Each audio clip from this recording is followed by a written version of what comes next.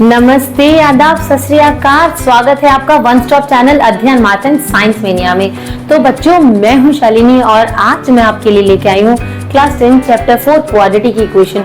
हम लोग हैं एक्सरसाइज 4.1 पे, जिसमें हम लोगों ने इंट्रोडक्शन के साथ साथ 4.1 का क्वेश्चन नंबर 1 भी डिस्कस कर लिया है। तो जिन बच्चों ने 4.1 का क्वेश्चन नंबर 1 का इंट्रोडक्शन नहीं देखा है, बेटा बहुत इंपॉर्टेंट है, उसको देख लेना एक बार, ठीक है।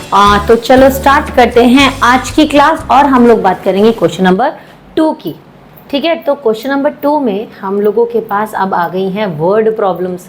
8 क्वेश्चन हमने डिस्कस किए थे।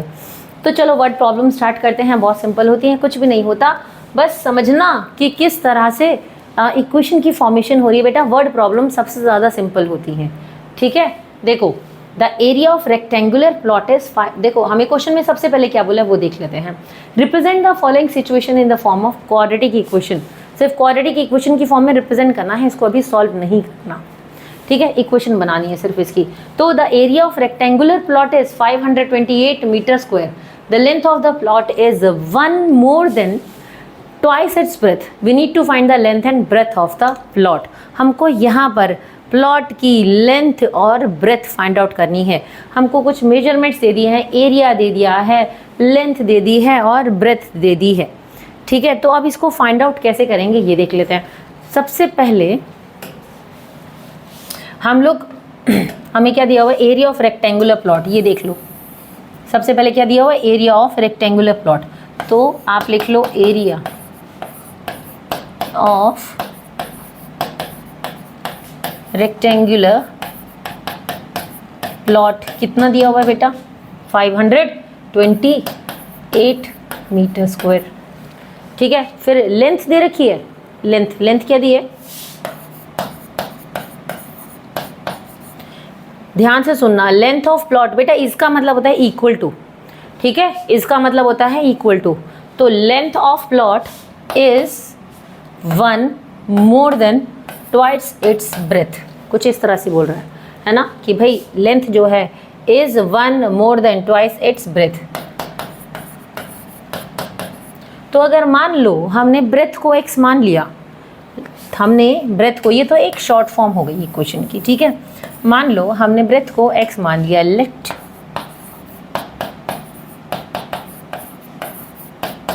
Breath be x metre. तो लेंथ कितनी हो जाएगी बेटा, लेंथ हो जाएगी हमारी, लेंथ बोला है ना उन्होंने, length is 1 more than twice its breath, यही बोल रहा है ना, length is 1 more than twice its breath. और इसको हम कुछ ऐसे भी लिख सकते हैं, 2x + 1, ये लिख सकते हैं। अब एरिया का फॉर्मूला क्या होता है, एरिया ऑफ रेक्टेंगल का फॉर्मूला क्या होता है, जल्दी बोलो। एरिया ऑफ रेक्टेंगल का फॉर्मूला होता है length into breadth, length into breadth. Area कितना दिया हुआ है बेटा, 528 मीटर स्क्वायर। लेंथ कितनी है बच्चा, लेंथ है 2x + 1 और ब्रेथ है x।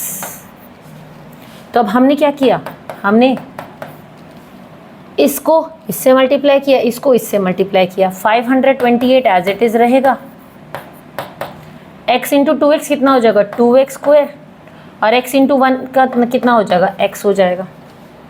तो नेक्स्ट, तो इससे हमारे इक्वेशन क्या मिली, अब इस 528 को इधर ले जाते हैं, तो इक्वेशन बन गई 2x square + x - 528 = 0।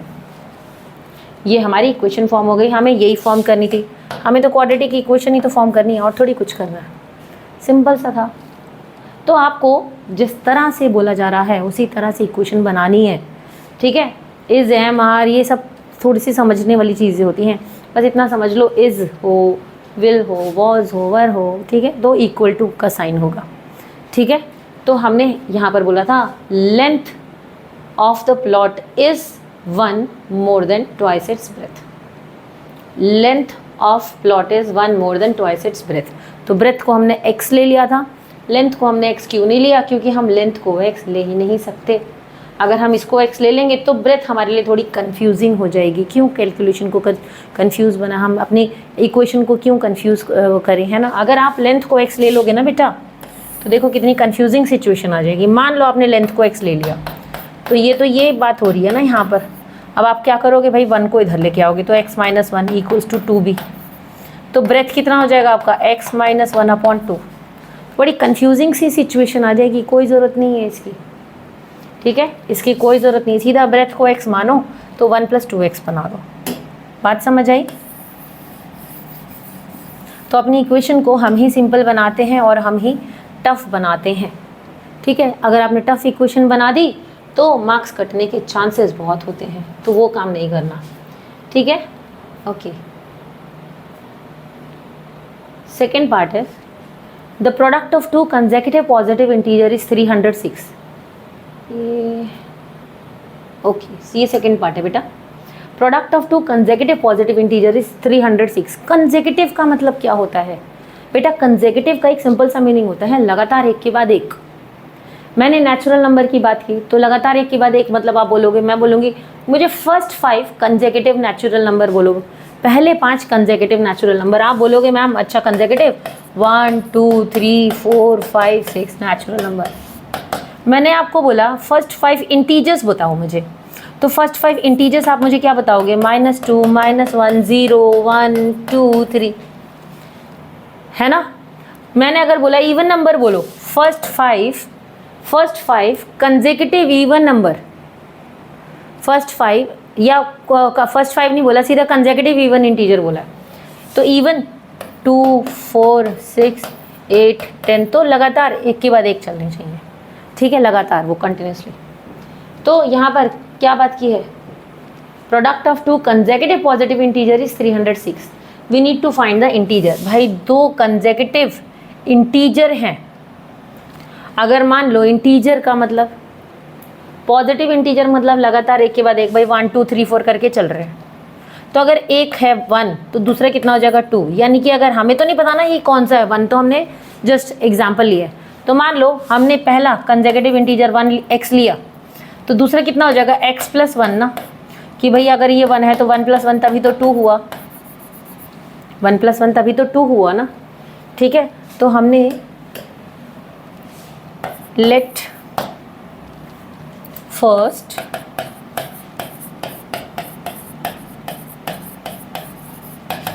consecutive positive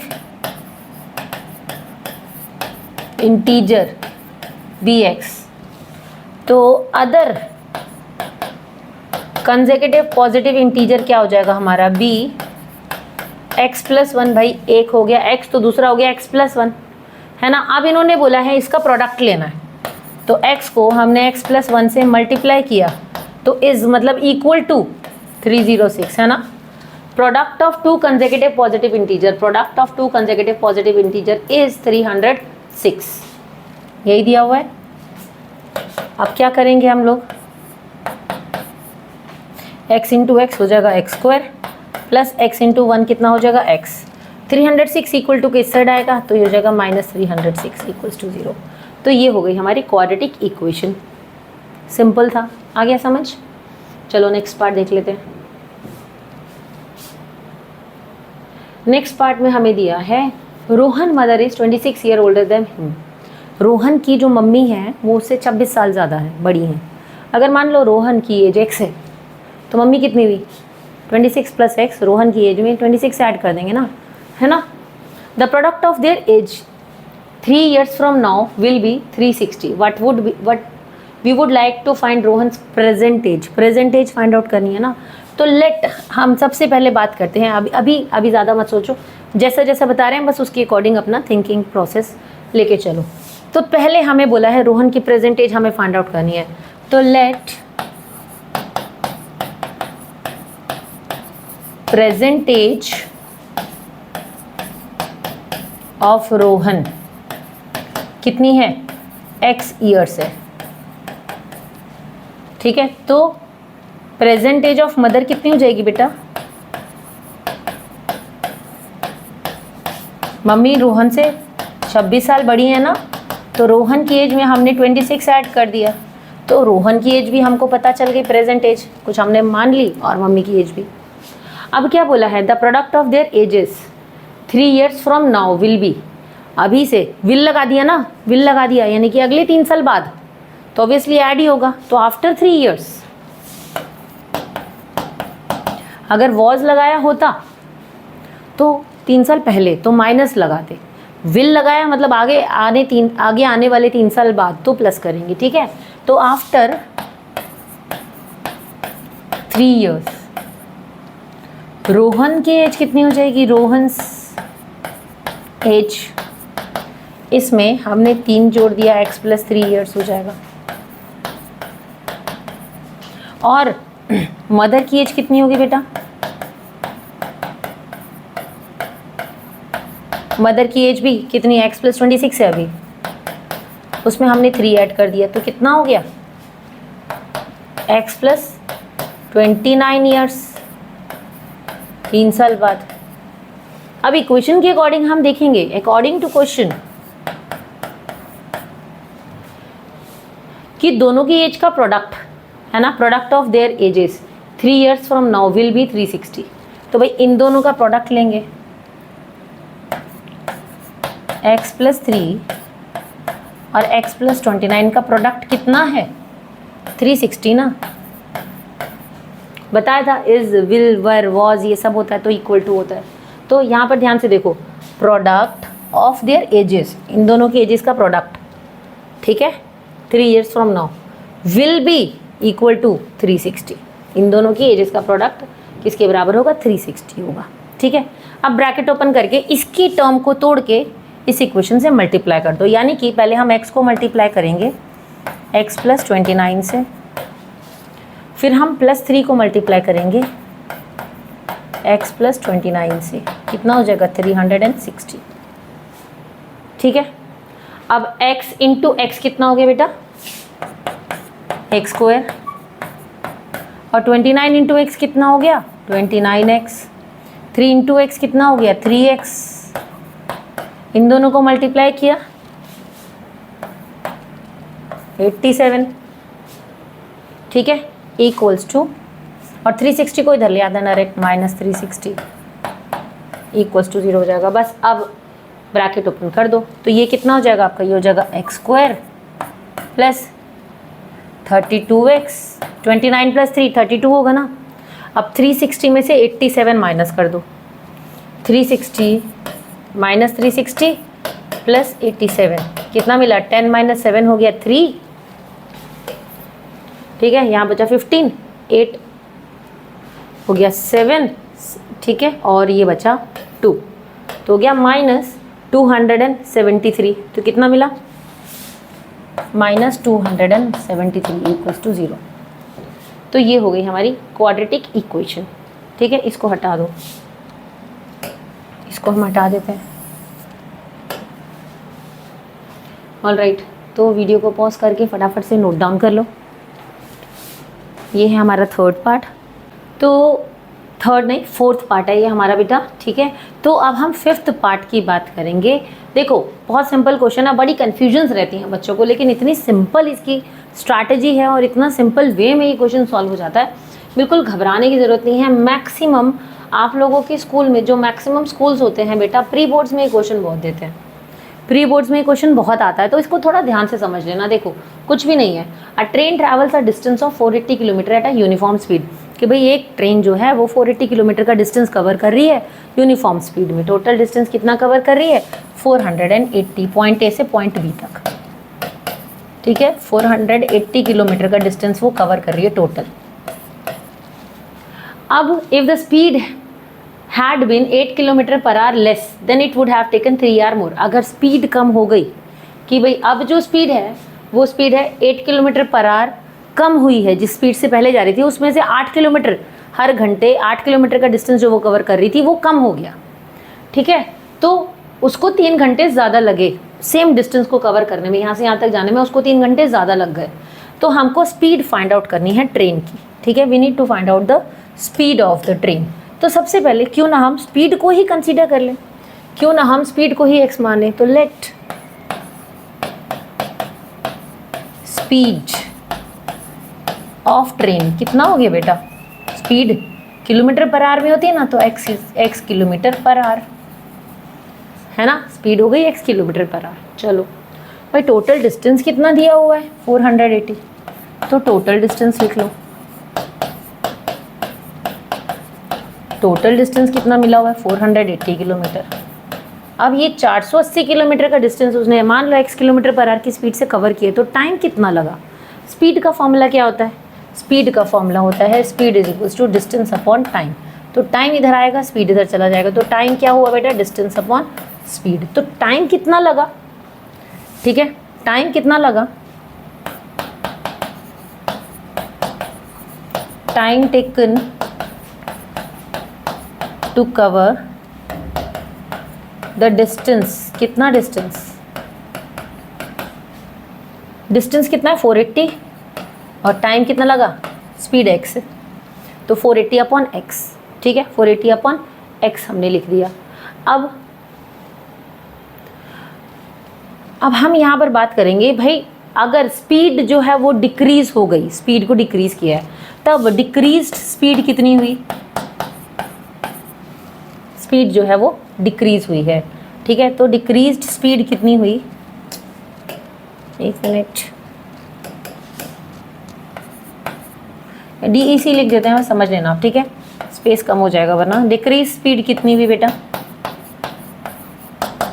जो पहले स्पीड थी उसमें से 8 कम हो गए, तो अब इसके अकॉर्डिंग टाइम कितना लगा, इसके अकॉर्डिंग टाइम, डिस्टेंस तो वही 480 था ना, और इसने x-8 किलोमीटर पर आवर की स्पीड से ये चली है, तो इतना टाइम लगा।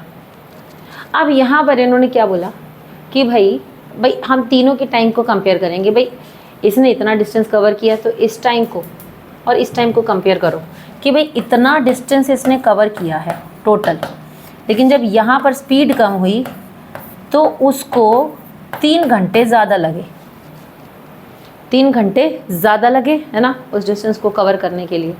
तो अब हम क्या करेंगे, यहाँ पर ऐसा करते हैं, इस वैल्यू को ले आते हैं यहाँ पर, तो 480 अपॉन x माइनस ये 480 इधर आ जाएगा अपॉन x-8 इक्वल्स टू 3 रह जाएगा, है ना, इक्वल्स टू 3 रह जाएगा। अब इसको सॉल्व करने का एक सिंपल सा मेथड देख लो। जब आपसे डिनोमिनेटर सॉल्व ना हो बेटा, तो दोनों को मल्टीप्लाई कर दो आपस में, अगर डिनोमिनेटर सॉल्व नहीं होता तो मल्टीप्लाई कर दो, यानी कि मैंने बोला कि भाई मैं x को और x-8 को कर दूंगी मल्टीप्लाई। अब ये क्रॉस मल्टीप्लाई कर दो, इसको इससे मल्टीप्लाई कर दो और इसको इससे। मैंने क्या बोला है, देखो पहले तो x-8 को 480 से मल्टीप्लाई करो, तो 480 और इधर हो जाएगा x-8, या माइनस का साइन आएगा, 480 को x से मल्टीप्लाई कर दो, 480 को x से मल्टीप्लाई कर दो, ठीक है, यहाँ रहेगा 3, ठीक। अब नेक्स्ट स्टेप में हम क्या करेंगे बेटा, नेक्स्ट स्टेप में हम इस x की जो वैल्यू है इसको इधर लेके जाते हैं, ठीक है, 3 से मल्टीप्लाई कर देते हैं, तो यहाँ पर क्या हो जाएगा हमारा, देखो इसकी ब्रैकेट ओपन कर देते हैं, या भी ऐसे लिख देते हैं, minus 480x is equals to ये हो जाएगा 3, और यहाँ पर आ जाएगा x, यहाँ आ जाएगा x-8।